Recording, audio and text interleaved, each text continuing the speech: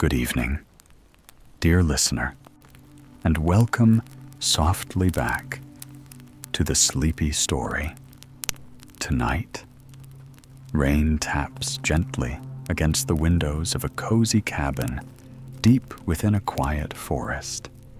A fire crackles warmly in the hearth, and the outside world slowly fades into mist, rain, and stillness. Tonight's story is Doing Very Little in a Cozy Cabin, a peaceful, rainy bedtime journey about slowing down, finding comfort in simple things, and discovering the quiet joy of doing less. Together, we will spend a gentle day with Will, his faithful dogs, Shep and Bonnie, and a curious little squirrel named Pip. So settle comfortably beneath your blankets. Allow your breathing to slow. Let your shoulders soften, and leave the worries of the day gently behind. And together, let us drift softly into tonight's cozy cabin story. Will stands at the kitchen window of his cabin, a mug of black tea in his hand, and watches the sky darken over the tops of the trees. The clouds have been gathering all morning, slow and heavy, piling on top of one another, like gray blankets stacked high on a shelf. The light has changed too. What was a pale, silvery morning has turned to something deeper, something heavier, and the forest beyond the garden has taken on that particular stillness that Will knows well. The birds have gone quiet. The air feels thick and close. Even the breeze, which was moving gently through the trees an hour ago, has dropped away to nothing. As though the world is holding its breath, a storm is coming. He takes a sip of his tea. It is strong and hot, the way he has always liked it. No milk, no sugar, just the dark, honest taste of it. And the warmth of the mug feels good in his hands. The mug itself is old, chipped at the rim, the glaze worn thin in places from years of use. He could replace it. He has other mugs on this shelf, but this one fits his hand the way a handshake fits. And he has never seen the point of replacing something that still works. Shep is lying on the kitchen floor behind him, his long collie nose resting on his front paws, his black and white coat soft from the brushing Will gave him this morning.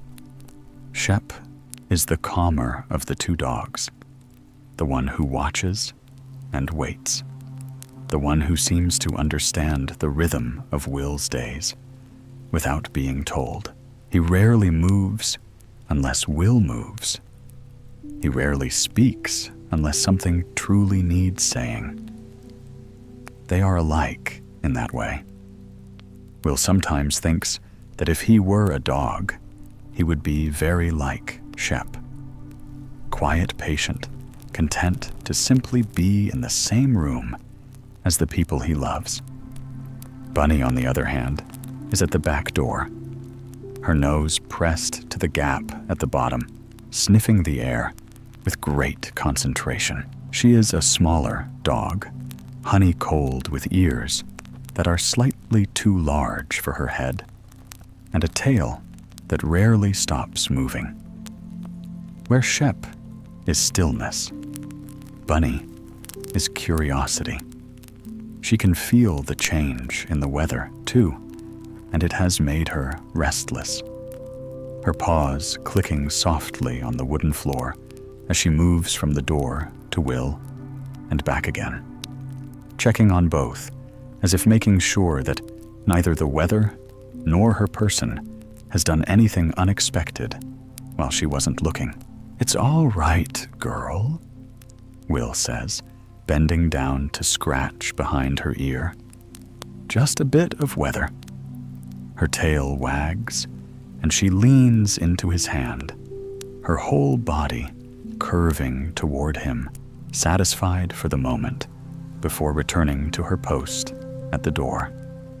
The first drops of rain arrive without ceremony. A few dark spots on the porch railing, then a few more, and a few more, until the topping becomes a steady putter, and the world outside begins to blur and soften. The gravel path turns dark. The trees begin to sway just gently, their upper branches moving in a wind that hasn't reached the ground yet. And the rain settles into a rhythm that fills the cabin with a sound so familiar and so comforting that Will feels his shoulders drop and his breathing slow without any effort at all. He watches the rain for a while. There is no hurry. There is never any hurry. That was the whole point of coming here years ago.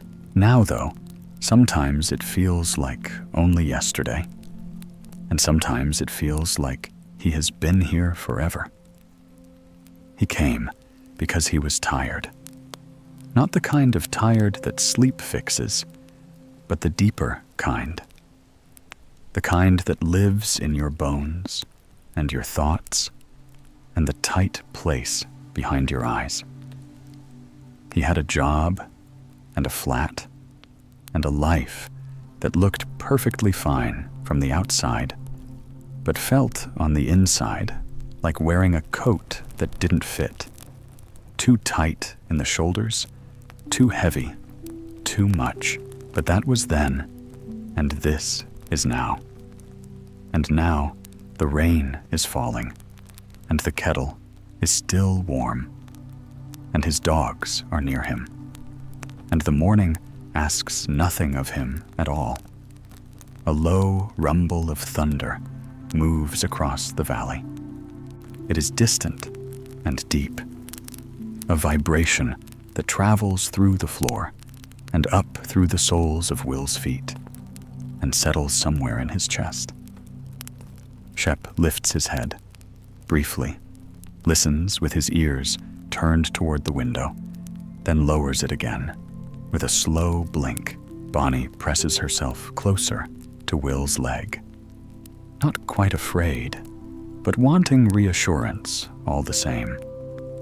He rests his hand on her head, and they stand together. The three of them, listening to the storm, find its voice somewhere beyond the hills. Will moves to the fireplace. He laid the fire this morning. An old habit. One of those tasks that he does without thinking, because his body knows the weather before his mind catches up.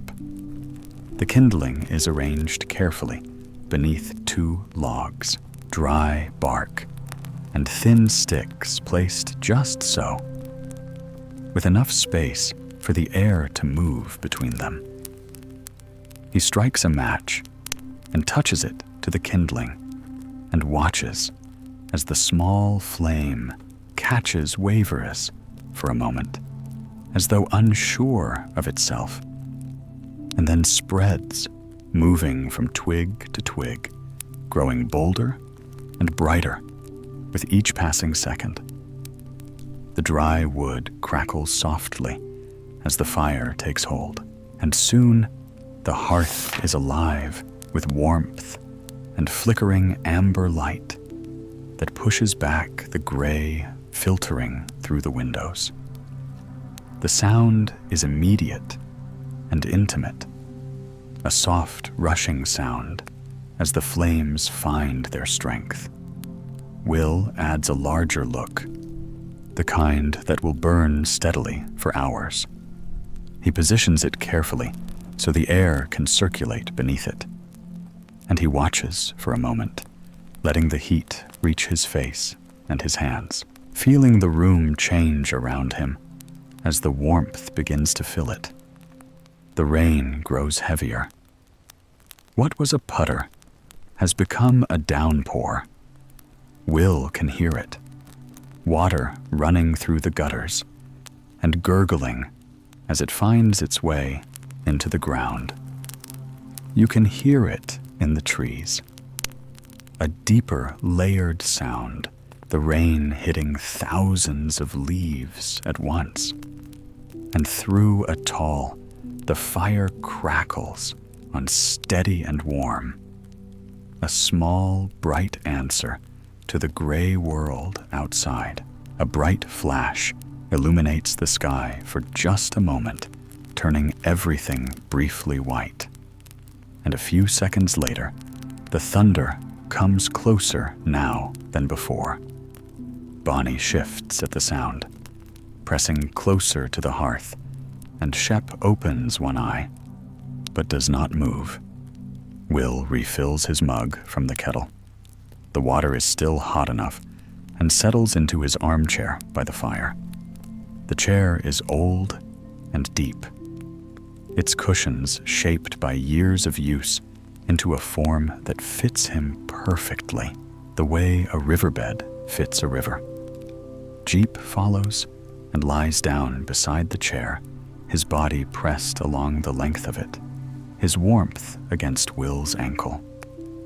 Bunny curls into the smaller bed near the hearth, turning once, twice, 3 times, before settling with a sigh that seems to come from somewhere very deep inside her. The fire crackles, the rain falls, the thunder murmurs. The coupon is warm. After a while, Will notices movement outside the window, a small, quick shape on the porch railing, dark against the gray. It's Pip.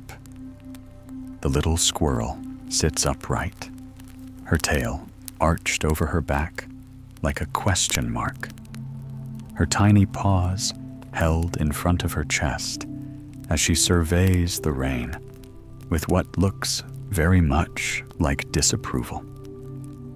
She has come, as she always does, to check the small dish that Will leaves on the railing. A few hazelnuts and some sunflower seeds, a habit that began months ago when he first noticed her watching him from the oak tree near the shed. She had been cautious at first, keeping her distance, watching him with bright, dark eyes from the safety of the branches. But slowly, day by day, she had come closer. Now she comes to the railing most mornings, and Will considers her much a part of his household, as the dogs, even if she would disagree. She finds the dish, now filling with rainwater, and picks through it quickly, selecting a hazelnut and holding it in both paws as she eats, turning it with quick, precise movements. Bonnie has spotted her and lifts her head, ears forward. But she has long since learned that chasing Pip is pointless. The squirrel is faster than thought. So Bonnie watches, and Pip eats, and Will watches them both with a quiet amusement that warms him as much as the fire. Pip finishes. Her nut shakes the rain from her fur in a quick, violent shiver that makes her whole body blur for a moment and disappears over the railing and into the trees. Gone in an instant. She will be back tomorrow. Will knows she always comes back. He reaches for his journal from the side table. It is a plain notebook, hardback, with a dark blue cover that has faded unevenly over the years, darker where it has been shielded by other books, lighter where the sun has touched it. The pages inside are filled with his handwriting, which is not neat, but is honest. The words written slowly and carefully in pencil. He opens it to a blank page and begins to write. November 5th, raining hard today. Thunder, too. The kind of day where the cabin earns its keep. I lit the fire early, and I am glad I did. Shep is beside me, and Bunny is by the hearth, and Pip came to the railing despite the weather, which made me smile. She is a determined little thing. I admire that about her. I've been thinking about routine, not in the way I used to think about it, when routine meant alarm clocks and commutes, and the same sandwich at the same desk at the same time every day. No, that kind of routine wasn't for me. It felt like a cage to me. You didn't notice the bars, because everyone around you was in the same cage, and you all told each other it was normal. I mean, the kind of routine that grows naturally out of a life, the way a path forms in grass when you walk the same way often enough. Nobody plans it. It just appears because it is the right way to go. My days here have their own shape. I wake when the light comes. I make tea. I feed the dogs.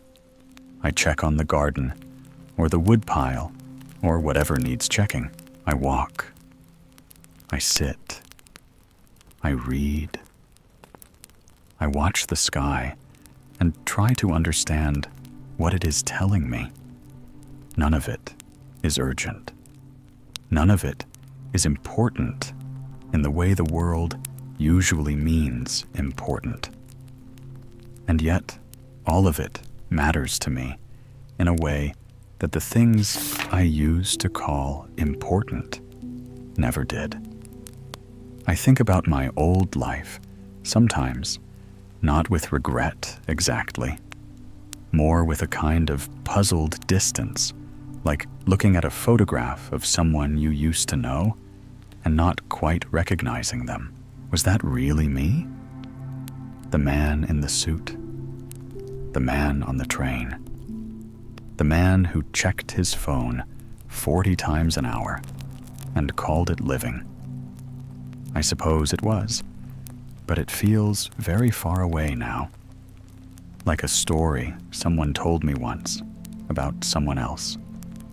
What I have learned out here, and it took me a long time to learn it, is that doing very little is not the same as doing nothing. There is a difference, and it is an important one. Doing nothing is empty. Doing very little is full. It is full of attention, full of noticing, full of small things done well and without rush. Making a fire, watching the rain.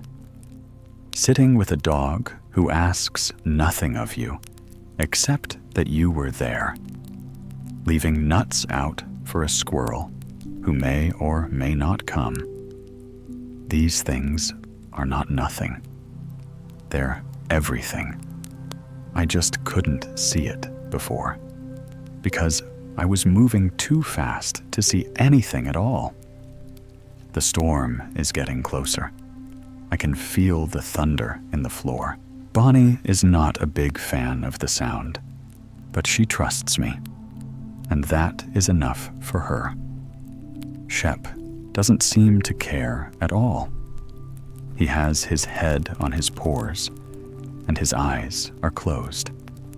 And I think he might be the wisest creature I have ever known. He doesn't worry about tomorrow. He doesn't think about yesterday. He just lies by the fire and breathes and is content. I am still learning to do what Ship does naturally. I am grateful for this day, for the rain and the fire and the quiet, for the dogs and their different kinds of love, for Pip and her hazelnut, for this kupin that keeps me dry and warm while the sky does what it needs to do. For the fact that I have nowhere to be and nothing to prove and no one to answer to except myself. That is not a small thing. That is the biggest thing there is. Will sets down his pencil and closes the journal. He rests it on his knee for a moment, his hand flat on the cover, and he looks at the fire. The oak log has caught fully now, and the flames move around it in slow, steady waves, orange and gold and deep red. The rain continues its rhythm on the roof, and the thunder comes again. A low, long roll that fills the valley and fades slowly like a wave pulling back from a shore. He picks up his book from the side table. It is a well-read copy.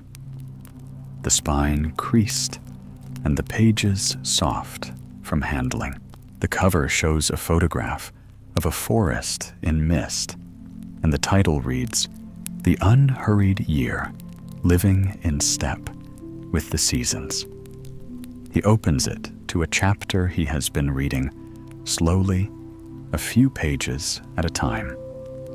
The way you drink something you want to last. He settles deeper into his chair and begins to read. Chapter 4. Rain Days. There are days when the weather makes our choices for us, and these are often the best days of all. A rain day removes the question of what to do. The garden can wait. Maybe the walk can wait. The list of small tasks that normally fills the hours is set aside, not abandoned, but simply postponed. And in its place comes something that our busy lives rarely offer us: permission to stop. This is what rain gives us. More than water for the soil, more than freshness for the air. It gives us an excuse to do what we secretly want to do, but feel we cannot justify. To sit to rest, to watch the fire, and let the mind go where it pleases. To read without checking the clock. To let the hours pass without accounting for them. Rain is nature's way of saying that not every day needs to be productive. That sometimes the most useful thing a person can do is nothing useful at all. The animals understand this better than we do. Watch a dog on a rainy day.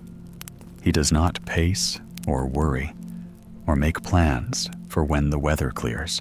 He finds the warmest spot in the room, turns in a circle until the ground feels right beneath him, and lies down. He sighs. He closes his eyes. He lets the sound of the rain become the whole world, and he sleeps without guilt or apology. There is a wisdom in this that we would do well to learn. The dog does not feel that he is wasting the day. He knows, in the way that animals know things, that rest is not waste. Rest is what makes everything else possible. Rest is the ground from which all good things grow. There is an old tradition in many northern cultures of what the Norwegians call COS and the DNE school Higa. Though the concept exists in every language and every culture, even if the word does not, it is the art of creating comfort, of making a space that feels warm and safe and enclosed, while the world outside is cold and wet and wild. It does not require wealth or luxury or special equipment, a fire, a blanket, a hot drink, the company of someone you love, whether that someone has 2 legs or 4. These are the ingredients. Nothing more is needed. Nothing more has ever been needed. What makes this feeling so powerful is contrast. The comfort means more because of what it is set against. The fire is warmer because the rain is cold. The room is cozier because the wind is blowing. The blanket is softer because somewhere out there, the world is hard and rough and demanding. We need the storm in order to fully feel the shelter. We need the dark. In order to truly see the light, we need the noise. In order to hear the quiet. This is not a flaw in the design of things. It is the design itself. The world is built on contrast, and comfort is no exception. And so, on rain days, we are offered a gift if we are willing to accept it. The gift of contrast, the gift of shelter, the gift of hours that belong to no one but ourselves. The fire crackles, and the rain falls, and the world outside goes on without us for a while. And we discover, perhaps with some surprise, that it manages perfectly well, that we are not as essential to its turning as we thought. And rather than feeling diminished by this, we feel released. We are free for a few hours to simply be to do very little, and to find in that very little more than enough. Will closes the book and lets it rest on the arm of the chair. The words sit quietly inside him, settling like the embers is in the fire. He looks at Shep asleep now, his breathing slow and deep and steady. He looks at Bunny, who is rolled onto her side by the hearth, her paws twitching gently. As she dreams of something only she knows, he looks at the fire, at the rain on the window, at the gray and beautiful world beyond, and he feels a deep and simple contentment that asks for nothing more than this exact moment. The afternoon light fades slowly. The cabin grows dimmer. The only light now coming from the fire world does not turn on a lamp. He likes this time, this in-between time when the day lets go of itself and the evening has not yet fully arrived. The shadows deepen and the room grows soft, and the world contracts to just this chair, this fire, these dogs, this rain. Everything else falls away. Everything else can wait. He feels himself growing tired. It is the good kind of tired, the kind that comes from a day spent warm and quiet and still. Will closes his eyes. He does not fight the tiredness. He has learned after all these years that there is no point fighting the things that are good for you. Sleep, like rain, comes when it comes. And when it comes, the only wise thing to do is let it in. The fire glows.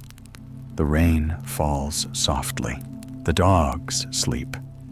And Will, in his old chair, in his warm cabin, in his quiet corner of the world, drifts gently and peacefully. Interesting. And now, dear listener, the rain continues its gentle song upon the roof. The fire has settled into glowing embers. Shep and Bonnie are sleeping peacefully, and the little cabin rests quietly beneath the trees. There is nowhere else to be tonight. Nothing left to accomplish. Nothing left to prove. Only warmth, quiet, and peaceful rest. Thank you for spending this peaceful evening with the Sleepy Story. Until next time, sleep deeply, dream peacefully, and good night.